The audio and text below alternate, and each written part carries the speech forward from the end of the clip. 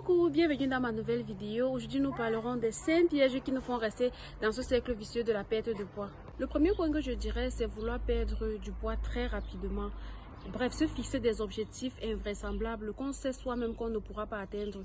Et après, en mi-chemin, on s'arrête, d'où cet effet yo-yo. On peut faire un rééquilibrage alimentaire et perdre ce poids au même temps qu'on l'a pris. Quand je dis au même temps qu'on l'a pris, ça veut dire que si tu as pris le poids en 2 ans, t'attends pas à perdre ce surpoids en 1 mois. C'est pas possible. Sinon, après, il y aura cet effet yo-yo qui est bien sûr indésirable. Les kilos qui ont été pris en 1 ou 2 ans doivent être éliminés en plusieurs années aussi. Ne vous attendez pas au miracle, il n'y a pas de miracle. Le deuxième point que j'ai sur ma liste, c'est vouloir maigrir sans faire de changement dans son alimentation et sans faire d'activité physique. Il est possible de maigrir sans faire d'activité physique, bon, d'activité intense physique.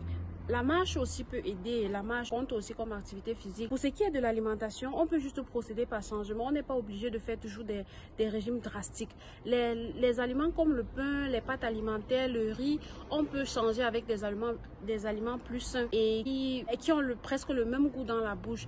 Les petites gâteries aussi comme les pizzas, on peut les faire maison pour pouvoir avoir le contrôle sur tous les ingrédients qu'on y met. Le troisième point que je dirais, c'est qu'on pense qu'il y a une recette magique pour perdre du poids. Eh bien non, il n'y a pas de recette magique pour perdre du poids. Il faut avoir une certaine discipline et savoir comment s'alimenter. C'est la raison pour laquelle on se retrouve à tester plusieurs régimes parce qu'on pense qu'il y a une recette miracle quelque part. Aujourd'hui, je vais vous décevoir de dire qu'il n'existe pas. Je parle en connaissance de cause puisque moi-même j'ai eu à tester plusieurs régimes qui sont entre parenthèses régimes miracles. La quatrième raison que je dirais, c'est maigrir pour faire plaisir à quelqu'un. Non, il ne faut pas maigrir pour faire plaisir à qui que ce soit. Maigrir doit être ta propre décision. Il faut faire l'expérience. Quand tu décides toi-même de perdre le poids, tu le fais sur une longue durée. Alors que quand c'est quelqu'un qui t'y force, tu le fais pour faire plaisir à la personne. Et souvent même tu te caches pour manger, ce qui n'est pas bien pour toi. Le dernier piège que je dirais ici, c'est penser perdre le poids juste pour avoir une bonne silhouette. Ne pense pas toujours que perdre du poids, c'est pour avoir une bonne silhouette. On perd du poids aussi pour améliorer sa santé, pour avoir